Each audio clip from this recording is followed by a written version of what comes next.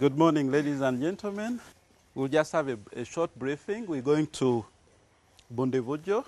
Donors and Ugandans are getting ready to go on a truly joint field trip. The trip is an example of applying the Paris principles in practice and a result of the improved cooperation in the justice, law and order sector in Uganda. We're here in the west of Uganda for a monitoring and evaluation visit. We do that jointly, government and donors together. We do that twice a year, just to see how the justice, law and order institutions are actually functioning in the fields.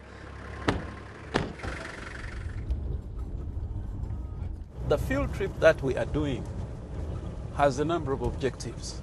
To look at the programs that we are supporting.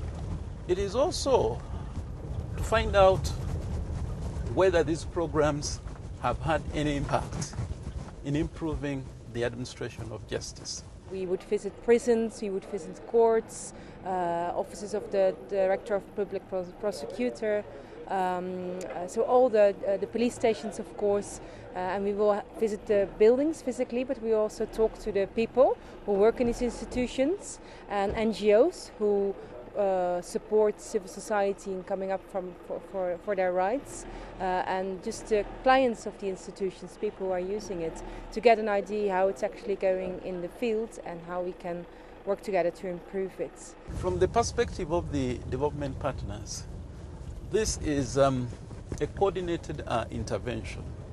Experience has shown us that if development partners put their resources together, have one common investment program, and have one coordinating unit for development assistance, then development assistance tends to achieve more results because it's more focused, it's holistic, and it's administered at a least cost.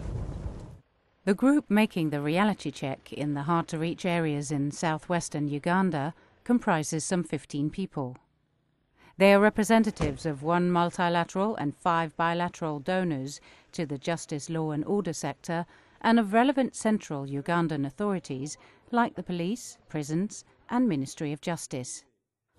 Bundevujo district is a hardship area, but because we encourage one another as stakeholders in the justice, law and order sector, that's how we're able to carry on. The group does not only meet local authorities, but also civil society representatives like the local corruption monitor of the Wensori Anti-Corruption Coalition.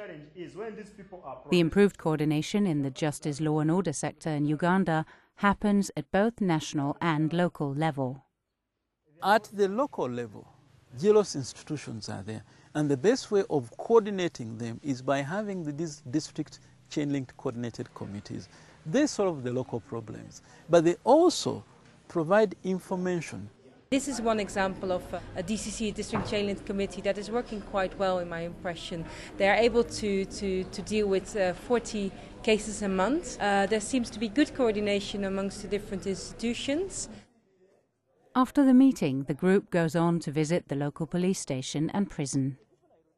Administration of justice is a process which involves different players. And you cannot afford to separate the players, the police, the prisons, the probation services, etc.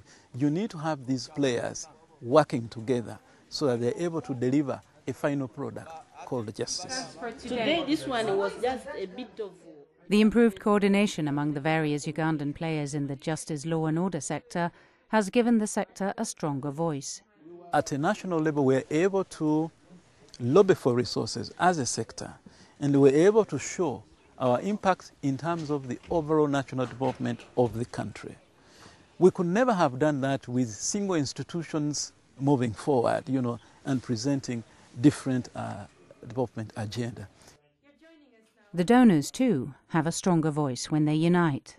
We provide one opinion as a donor group to the government. We are now currently developing a new strategic plan, for example, for how to address jail loss issues in the future. And then they don't have to go to every single donor to ask their opinion, but we make sure we provide one opinion. So this is what the donors would want to see addressed in the new strategic plan. In a country like Uganda, where we're still building the institutions, it is important that you coordinate them so that you get the synergies that come from bringing together these just law and order sector institutions.